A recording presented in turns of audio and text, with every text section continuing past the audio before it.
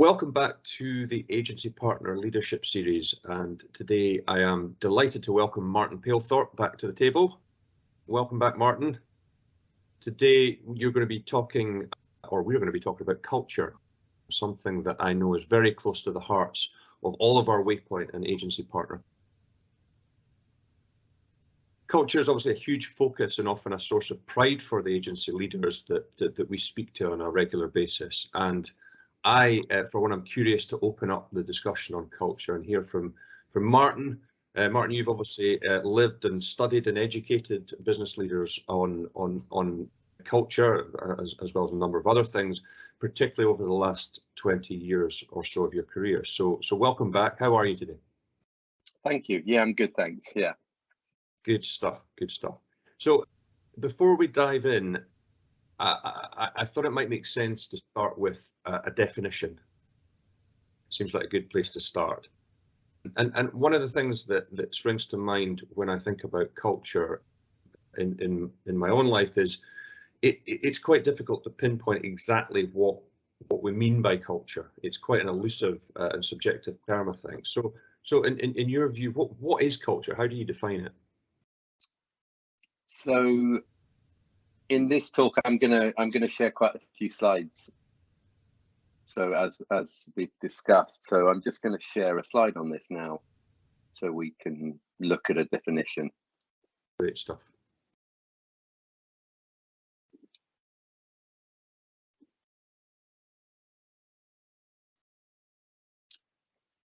So what is culture? What is culture? Culture is the collective beliefs, values, and behaviors of a group of people. The collective beliefs, values, and behaviors of a group of people. So a group of people get together in some form. It could be a country, it could be an organization, it could be a family, it could be just a small group of friends. There's a collective way that sort of things are done, as it says, the way we do things around here. And that's really what it is the culture. The culture creates itself, like broader than just individuals, to be a certain way. And the culture, then people behave in a certain way, people think in a certain way. It becomes a sort of fixed way of being. This is how we do it around here. Okay, I see. So in terms of the impact that culture can have, I mean, often our agency clients take pride in their culture because they see it as one of the key things that's been behind their success so far. And often they believe that it's one of the key things that's going to either make or break the success in the future. So, is that correct? And, what is the impact of culture? So the interesting thing here, of course, is that culture is invisible. It's invisible and it's intangible. It's just how things are done. And so because of that, it makes it sometimes hard to measure it if you don't have tools to do that. It makes it hard to know what it is or to name it. It also makes it hard to know what the impact is that it's having. And let me just share a couple of slides on this. Sure, so let's just look at these companies. Some of these you may know better than others, and some of them we're just looking from the outside. But what was the culture in 10 Downing Street to have the furore go on in the pandemic? What's the culture in Tesla, I wonder, around innovation? What's the culture in Ryanair, do you think? Well, from, we hear snippets about the ruthlessness or the drivenness of the culture. What's the culture in Virgin that's had it go from, a startup to what it is today? The culture in which I got to know personally pretty well, innovative, very team focused, etc. And then there's things like the Goldman Sachs, for example, where there's more of a driven ruthless culture, get your head down, make things happen, make money. And then there's something like Patagonia, the culture which is embedded in from the founder for a deep care for the planet that pervades through their thinking, their beliefs, their values, and the way they work. So we can see, if we just look at a bunch of organizations, how different the culture. And one example, this is an old example now in some ways, but how important is culture?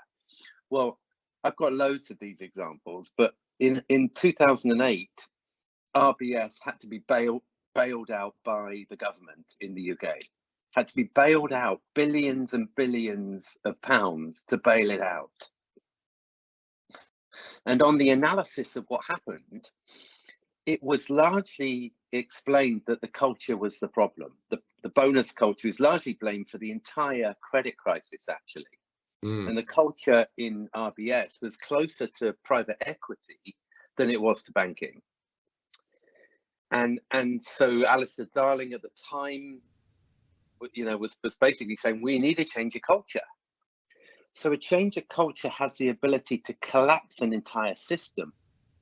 Another example of this was NASA. There was an accident, the Columbia accident that happened years and years ago. Again, the analysis of why did we fail with the rocket, or whatever we call it. Why did we fail with it? We failed with it because of the culture, and the culture meant that you didn't challenge people, or you didn't check up on people, and because of that, there were some tiny little failings that occurred that then caused a significant accident. So culture is massively important. And what we see above the surface on culture is the behaviors. We see how people are behaving, doing their work, the decisions they're making, the things they're doing. But it's all driven underneath by the beliefs and the values and the identity, or the thinking of what the identity is of the organization, that shapes then how we actually behave. So just another answer to your question, Jamie.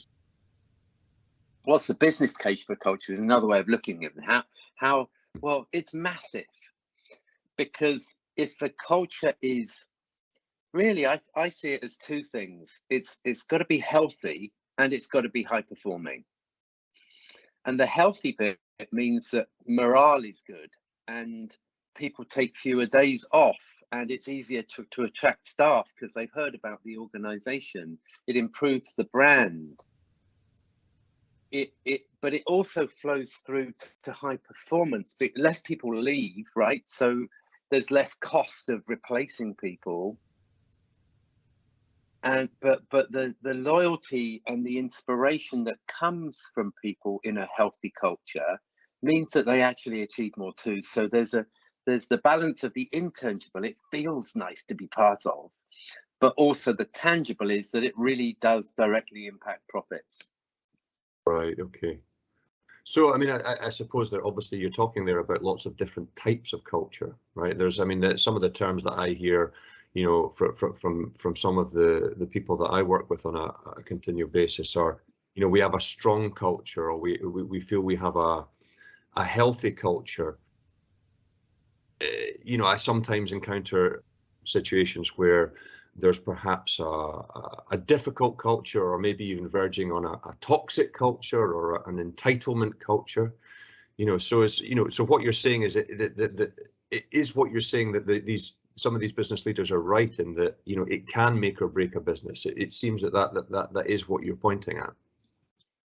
Yes, absolutely it can. Yeah. The question is, how are they assessing what their culture is? Because how do we, who defines what a culture is? And the leader or the leaders might have a perspective, but they're coming from their own little reality in how they're seeing that, which may be accurate, but how do they know what the new starter, the 23-year-old new starter, how do they know their perception of the culture? Are they really in tune with what the culture actually is. And do you think, so in some of the experience that I've got, there's been situations where, the leadership team have been wanting to drive a specific type of culture, but they've perhaps struggled to do that. And actually, I think the perspective of the staff, I think you're right in that's where it lies, but also trying to get the staff to be open and honest about how they feel about the culture is sometimes a challenge. Is that something that you encounter? Yes, and we're going to come on and look at, well, how do you actually measure culture? Yeah. Okay. Yeah. Shall I move on to that? Yes, let's take a look at that. So, well, the first thing I'd just like to say is times are changing. Times are changing rapidly, and so, my working career started in the 90s, and really in the 90s there was a strong focus on the organization being single-minded to pursue its goals, and its goals were primarily revenue and profit. So it was a very driven, results-focused culture of how do we make money, and how do we drive our people to make money, and how do we get people that are driven to do that? Yes. Now the world has changed a lot. And let me just name a few things here in the middle, right? So first of all, there's been corporate scandals. There's been crises, the 2008 crises. There's been all sorts of crises in corporations and indeed in governments that has had us question the motives of people and the drivers. Yeah. There's been other things like technology. So technology comes along really over the last 20 years in the form of social media, etc., that's increased the transparency of what's going on. It's increased we've got increasing awareness of how people are feeling and how people are doing things, etc., etc., etc. And there's the other things. So there's crises like the climate crisis. And so all of these things together are starting to have, there's a massive shift been going on over the 20 years. That the way that we did business, the cultures that we had in the 90s are no longer acceptable. They still are around in various places, but the world is demanding something different. Organizations need to be, yes, economically viable, sustainable, but also ethically and socially adjusted, providing real value and caring for employees, customers, shareholders, society, and the planet. So there's a new reality that we're living in now that makes culture even more important, a culture that is the right sort of culture for the world today. And some we'll come on and talk about culture. Some of culture is about, well, who are we, the people in the organization, and how do we want it to be? But there's also an external facing element of this, which is, what do we need to have as a culture to be in this world that we're in today? It's fascinating to hear you talk about that. I mean, I think just going back to the first thing you said there around, culture in the 90s. I mean, when I first started working, which was a little bit later than yourself, culture was not something that was discussed openly in the way that I remember it. It was something that was occasionally paid lip service to, but it wasn't something that occupied the minds of certainly not myself or any of my close colleagues at the time. Whereas what I've seen over the last sort of 15, 20 years is that, like you say, that shift, and it has become quite a hot topic and something that is discussed at all parts of the organization. Yes, I agree, and yet people are still struggling to work out how to evolve it in many places, which again we're going to come on with. But yeah, totally agree with you. So let's just look at a model here. It's like, what culture are we looking for? What and there's this beautiful model called the Barrett model, the 7 levels of consciousness. And it's a human development model. So it's a personal development model, it's a leadership development model, but it's also a culture assessment model. And what we're saying is, for an organization at level 1, we need to be viable. We need to be stable. And in today's world, that largely means we need to be profitable, right? We've got to be financially stable. If we're going to go bust, then that's no good. There's got to be a stability to the way that we're working. At level 2, we've got to have some healthy relationships. So, we've got to have some listening and respect for each other and some open communication and so on inside the organization, but also focused on the customer. At level 3, we've got to have a focus on efficiency, right? We've got to work out systems and processes. Whatever we do, we've got to be productive in how we do it and achieve some results. Yeah. Now, at these bottom 3 levels, what we do is we can get very caught in level 1 and level 3.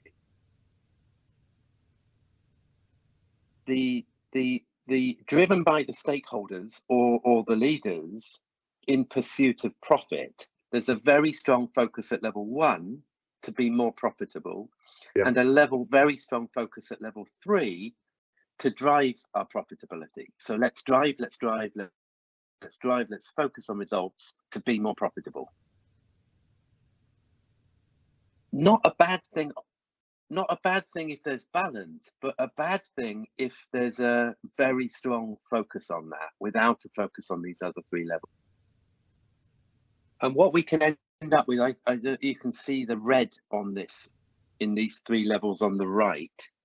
If we're not careful at these 3 levels, when we're driving for profit at level 1, we can end up being too short-term focused. We can be too greedy. We can be too controlling because we're driving for profit. Sure. When we're driving for excellence, as we grow, we can be making people work too many long hours. We can put too much bureaucracy in place or too much hierarchy, and it can become a bit confusing as we try and put all these systems in place. And the other thing that occurs at level 2 is, because we're driving and we're very focused on the result and the task, we can miss the focus on relationships, or the focus on relationships can turn negative, and we can end up with some blame or some politics or some discrimination or people feeling a bit manipulated or not cared for. So what that does is it can create fear. And when there's fear in a culture, it can be highly unproductive. So what we're looking to do is we're looking to have a healthy focus at these bottom 3 levels in the culture and the way it works, but we're also looking to cover these higher levels, level 4, 5, 6, and 7. So level 4 is all about growth. It's like, how do we evolve? How do we create a culture that is growing and evolving, where people are learning and getting better and being promoted because their competence is getting better, teams are working better together, people feel empowered, and so on. At level 5, how do we create a culture where people are sharing some positive values and there's a vision, a common vision in place? So values of way of working where there's just a feeling of trust and honesty and teamwork and creativity and so on. People are aligned, as it says here. At level 6, it's a higher level version of level 2 relationships, which is, how do we really take that to another level where people are partnering? We're partnering with customers. We're not just, have focused on satisfaction. They feel partnered with. We're working with our employees, so there's like deep employee fulfillment because we're collaborating with them in the creation of the organization. And then at level 7, this higher level vision of where are we going and why, what's happening on the planet? How do we contribute to that? What role do we play? How do we be socially responsible? How do we be of service to our people and to clients and to the world? How do we have this longer term perspective? And what we're saying with this, we're not saying you should only be at level, because you get, for example, you get some charities that are very level focused at level 6 and 7, but they're not efficient and effective at level 1, 2, and 3. Yeah. What we're looking for is a healthy, balanced focus across these 7 levels. Right. Okay. It's funny, while you were talking through there, that was exactly what I was going to ask, because, you know, it strikes me that the types of organizations that you were describing previously, and perhaps in the 90s, where you were perhaps there involved with, you know, maybe it seems they had quite a large focus on 1, 2, and 3, or particularly 1 and 3. You know, that perhaps was at the expense of the stuff in 4, 5, 6, and 7. Yeah, absolutely. And it's still, I mean, if we're honest, it's still happening all over the place. Yeah. Right. It's still big. And there's something behind this. Is we'll come on and talk about leaders in a minute, Jamie, but leaders get to the top. There's many leaders get to the top because they are very successful at the job that they did before. Yeah. And the success is often measured in achievement of task. Sure. So I'm a sales director and I'm very good at selling things. I'm very good at driving a sales organization, so I get promoted. And what we've got is a predominance of people at the top of organizations who are very good at level 1 and level 3. Yeah. And that, you know, so predominantly the culture still, even though society is shifting, the predominant challenge is how do we have a healthy focus at level 1 and 3, but more balance. Yeah. It's interesting as well that you know, you mentioned charities a moment ago, where perhaps the focus is perhaps too much the other way, or at least there's not enough balance in there the other way. And I think that, you know, obviously, you know, an agency partner, we work with lots of different types of agencies. And I think we do encounter agencies who have too much on the performance and the viability side, and the lower part of that, the 1, 2, and 3. But more often than not, or the most common thing that we see, and one of the most common problems, I think, is that there's an awful lot of agency leaders we encounter who are very proud of the culture that's developed, but it's very, very focused on the 5, 6, and 7. And actually what they're experiencing is the pains created by not enough focus on perhaps the lower levels. So I think that imbalance, you know, clearly that imbalance exists in both directions and in lots of sectors. But it's in my own experience, it's very, very common to see it the other way around in agencies. Right, and the other thing that you sometimes get with this is you get leaders that have got a real big heart and are doing it for the right reason. Yeah. They may be too nice. You know, they may struggle with how to manage an organization well. Yeah. And there's so many different elements of that. And part of that is the efficiency and the process. And part of that is challenging people. Yes. Yeah. You know, and if I've got a big heart and I'm very level 6 and 7, how good am I at leading people well? Interesting.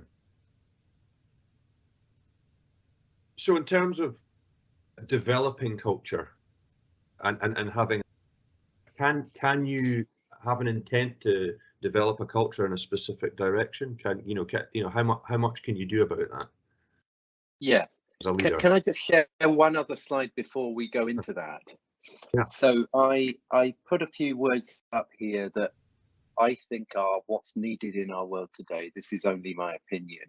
Mm-hmm. But I'm looking, if I was drawing this from 20 years ago, I would be putting words like results oriented and driven and controlling and etc. There's a number of words here that are critical in today's world. Having ethics, being responsible in how we do business, having a holistic approach, which is also thinking about the wider society and the role we play in it, partnering with people, having empathy, doing things honestly, and having authenticity in how we do things, not lying or concealing. Massive focus on well-being, yes, and development. How do we develop people, have a development culture, and come from caring and kindness, and focus on health, mentally, physically, etc. And I'm not saying these without the focus on efficiency. Of course, we need to focus on process and efficiency and achievement and so on too. But these are the ones that I see the world asking of us. Does that make sense to you, Jamie? Does, yes, absolutely. And then actually, it's interesting. You know, the words that you've put down there are, some of them are very, very strong words that we see very frequently. You know, in the discussion, or we hear very frequently in the discussions we have with clients. So, for example, well-being is obviously a very, very big focus. Staff well-being is obviously a big focus. Yeah, good. Okay, so let me move on. Before I answer your question, I'm just going to pose this question to our listeners. What's the one thing that has the biggest impact on culture? I haven't prepped this with you, so I don't know if I'm asking you this.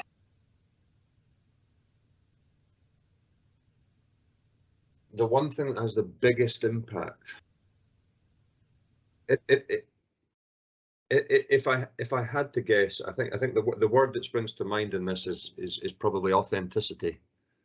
Is what I would jump to. But okay, all right. So you've answered my question slightly. My question probably wasn't specific enough. Then my answer to that, my answer to this is the leaders and their behaviour. Okay. So there's the culture of the organisation. What's the biggest impact that in creating the culture is the beliefs and the behaviours, moment by moment, day by day, of the primary leaders of the organisation. Yeah, okay, makes sense. And so, you know, look at Virgin and Richard Branson, right? Look at, I don't know, the News Empire and Murdoch, or the Arcadia Group and Philip Green. You know, there's all sorts of, maybe Tesla and Elon Musk. It's like the leader's way of thinking and behaving has, you know, maybe Steve Jobs and Apple. Is like the leader has this significant impact on culture.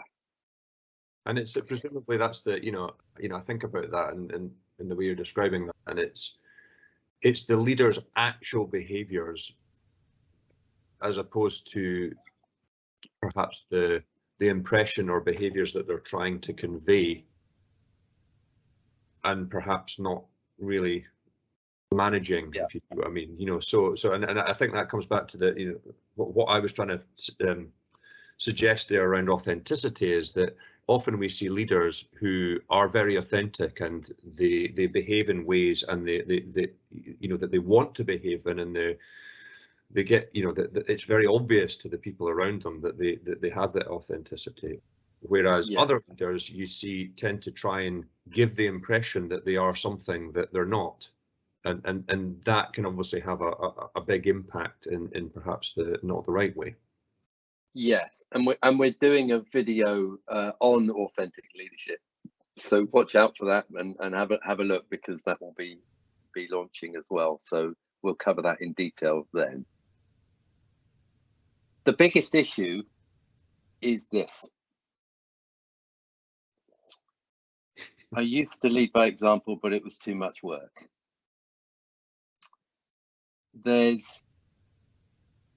It can be hard to lead with the values that we want to live with. actually, yeah, let me just say a little bit more about that first, which is, I say honesty is important to me. I say authenticity is important to me. And then there's a difficult situation where it's easier to lie, right? Quite frankly. You know, I say I care about my people, and then, you know, someone underperforms and I get rid of them from the organization, and I do it in a bit of a ruthless way. And yeah. And so there's really living the values that you purport to want to be living. And that isn't easy. That's a lifelong journey. And because the other thing is, you see, I mean, this is classic with kids, you know, it's like you tell them to be a certain way, but they're watching you. They're not picking up their value, their beliefs and behaviors from what you say. They're observing your behavior. Yeah. And this is the personal journey for leaders in shaping their culture, is to really work on this stuff. The biggest issue for an organization in its culture and for leaders is that they say one thing and they do another. So let me just give you an example of this. Okay. So here's some values of an organization. How does this look to you? 4 values that someone's come up with for the organization. Big organization: respect, communication, integrity, and excellence. How does that sound? Not bad, right? It does, yeah. It sounds not bad. It sounds, I suppose it looks quite stock options, if you like. You know, they're kind of quite standard, aren't they? But yeah, they're quite standard. Yeah. But if we're just looking at them as a set of values, they're not bad, right? There's some focus on communication, doing business in the right way, and on driving excellence. Doesn't cover all those 7 levels we just talked about, but, you know, not bad. You're going to tell me who the organization is, are you? Yeah, any idea? No. Okay. So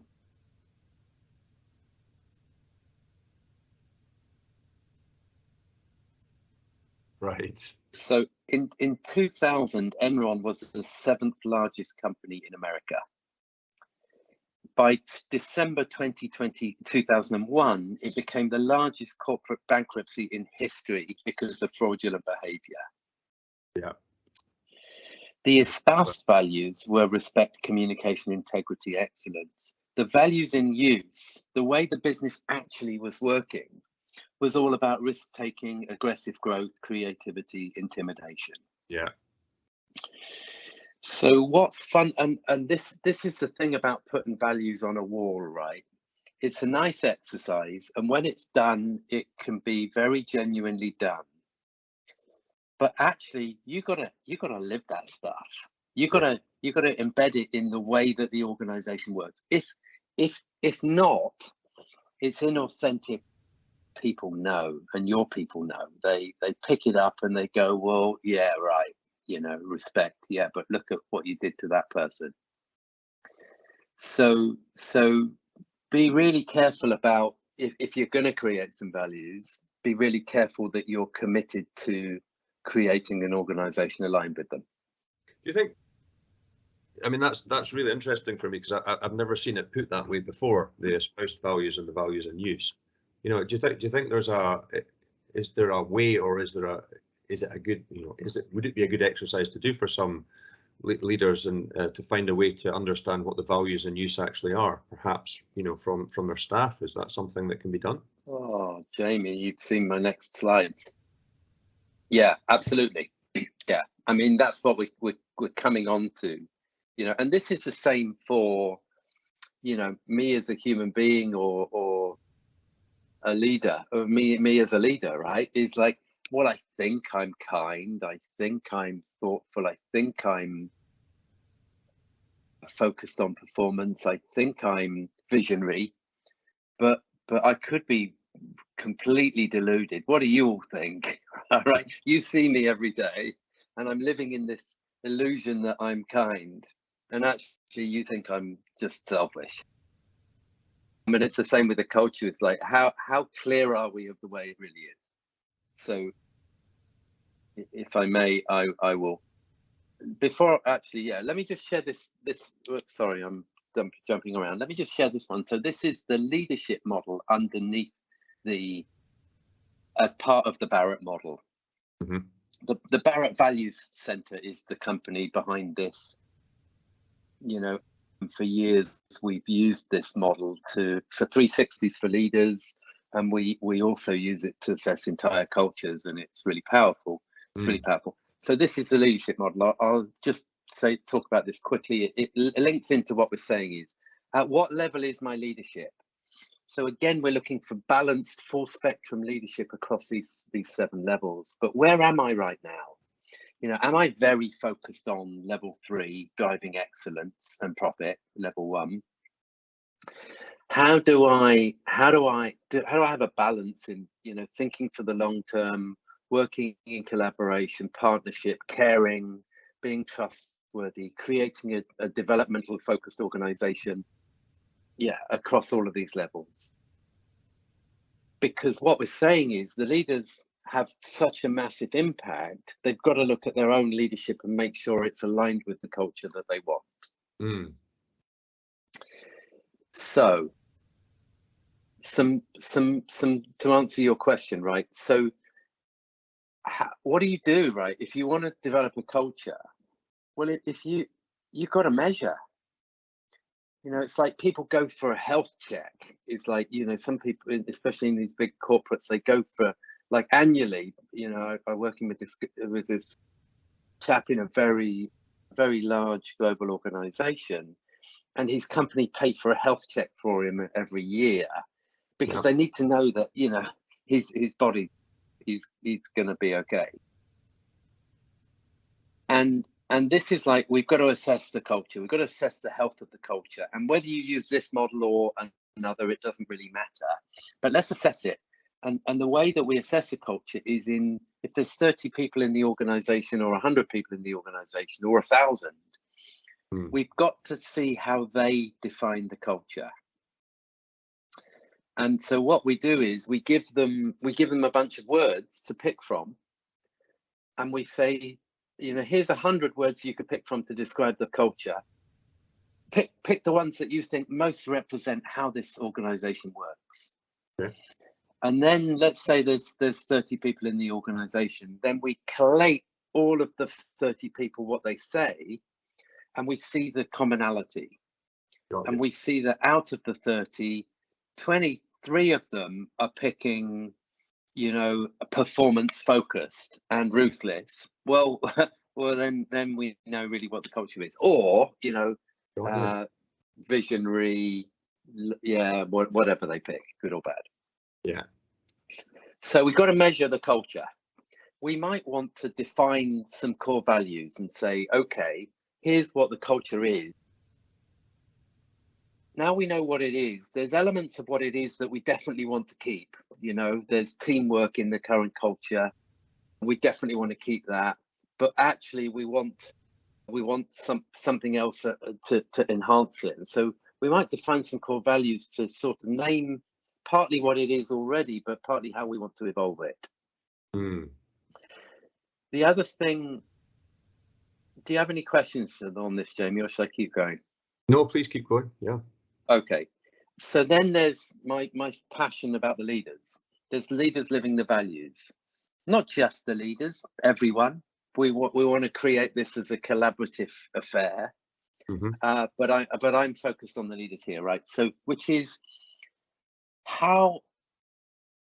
So whatever values we pick, let's make sure they're embedded. Let's make sure they're embedded in the meetings, the decisions, the behaviors, the processes. I haven't got that on here, but it's, oh yes, I have actually used values in all the HR processes. Yeah. It's like how we hire people, how we praise them, how we develop them, how we let people go. Let's make sure any systems in place are aligned with the values that we're purporting.